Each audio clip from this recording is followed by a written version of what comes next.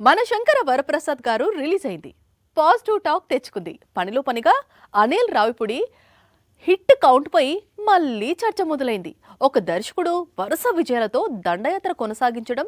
ఇప్పుడున్న generations directors లో ఒకరు రాజమౌళి, మరొకరు అనిల్ రావిపూడి. ఇప్పటికే వరుస విజయాలతో రాజమౌళి ముందున్నాడు. రానున్న సంవత్సరాల్లో రావిపూడి ఆ రికార్డును బద్దలు కొడతాడా లేదా అన్నది చూడాల్సి ఉంది. మనశంకర వరప్రసాద్ గారు రిలీజ్ కి ముందు వరకు ఈ సినిమాతో ఆయన అనిల్ రావిపూడి దొరికిపోతాడని, ఈసారి మాత్రం జైత్ర యాత్రకు బ్రేక్ పడుతుందని సోషల్ మీడియాలో డిస్కషన్ నడిచింది. కట్ చేస్తే మరోసారి బాక్స్ ఆఫీస్ దగ్గర అనిల్ రావిపూడి చిత్రం హిట్ టాక్ తెచ్చుకుంది. Anil Ravipudi successful movies list 9కు చేరింది.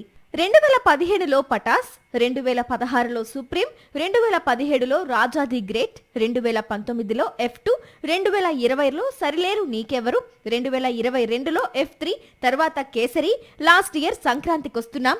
ఈ ఏడాది మనశంకర వరప్రసాద్ మూవీ.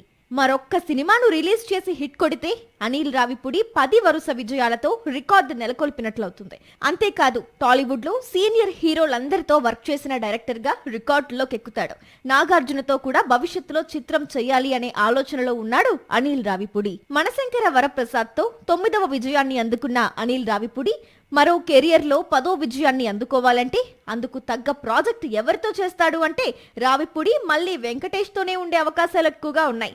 లేదా మాస్ రాజా రవితేజతో మూవీ చేసే అవకాశాలు ఉన్నాయట.